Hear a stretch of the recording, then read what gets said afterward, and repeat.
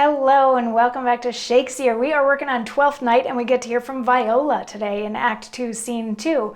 So quick recap of the things that are going on. Viola is disguised as a man, going by the name Cesario, and working for Duke Orsino. Duke Orsino is in love with Olivia, who is mourning the loss of her brother, so she's not seeing any suitors or any of that sort of thing for like 7 years. But Duke Orsino thought that since Cesario has a rather feminine quality about him/her, that Olivia might be more receptive to Cesario bringing Orsino's messages of love, and Cesario/Viola has fallen in love with Duke Orsino in the time that she's been in his employ. So when she went to woo Olivia on behalf of Duke Orsino, she ended up actually wooing Olivia.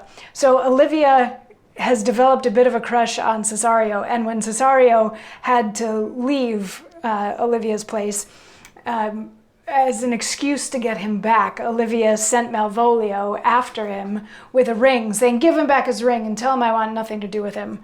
So Malvolio went to go do that. And in the meantime, we also got to meet Viola's brother, Sebastian, who may or may not be in a relationship with Antonio, who has lots of enemies in Duke Orsino's court. So when Sebastian said that he was going to go to Duke Orsino's court, Antonio was like, "I can't really go there, but I really want to go there to follow him." Anyway, Act 2, Scene 2, we pick up with Malvolio chasing after Viola, saying, "Take your ring back, take your ring back." And Viola's like, "I didn't give her a ring." And Malvolio's like, "Yes, it was from your master, and she wants nothing to do with him, so take it back and nothing to do with you, and get out of here, be gone." And Malvolio basically leaves this ring with Viola. And Viola, having a moment on stage to herself, says, "I love no ring with her. What means this lady? Fortune forbid my outside have not charmed her. She made good view of me, indeed so much that methought her eyes had lost her tongue, for she did speak in starts distractedly. She loves me, sure. The cunning of her passion invites me in this churlish messenger. None of my lord's ring. Why, he sent her none. I am the man, if it be so as 'tis. Poor lady, she were better love a dream. Disguise, I see thou art a wickedness, wherein the pregnant enemy does much. How easy is it for the proper false in women's waxen hearts to set their forms? Alas, O frailty is the cause, not we. For such as we are made, if such we be. How will this fadge? My master loves her dearly, and I, poor monster, fond as much on him, and she, mistaken, seems to dote on me. What will become of this? As I am man, my state is desperate for my master's love. As I am woman, now alas the day, what thriftless sighs shall poor Olivia breathe? Oh, Time, thou must untangle this, not I. It is too hard a knot for me to untie.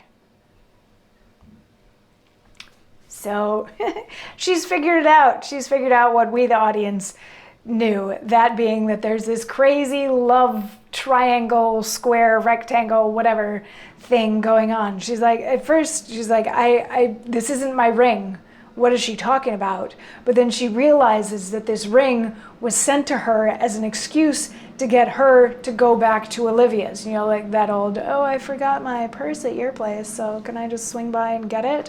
She realizes that that's what the ring is. It's an excuse for Cesario/Viola to have to go back and talk to Olivia again. It's an invitation to go back and talk again, because Olivia, the way that she was behaving, has obviously fallen in love with Cesario. And she's like, this cannot turn out well. Like none of this is going to turn out well. She's in love with me, and I'm in love with him, and he's in love with her.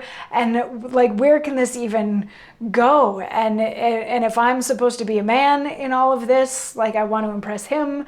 If I'm a woman in all of this, then she's and she's like, she finally gives up and tells Time that time is just going to have to sort this whole thing out because it's way too complicated for her. And that's the end of Act 2, Scene 2. So fun stuff. And it's kind of interesting and maybe a little meta that this character in the play is aware of the crazy love triangle in the same way that the audience is aware of the crazy love triangle. Like, it's not quite As You Like It, where, you know, Rosalind intentionally set it up to be that, and then, you know, anyway, it feels different to me than As You Like It.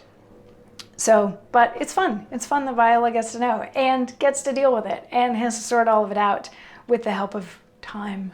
And speaking of time, that's enough for today. So come on back tomorrow for more when we figure out if this ever gets untied. I'll see you then. Mwah.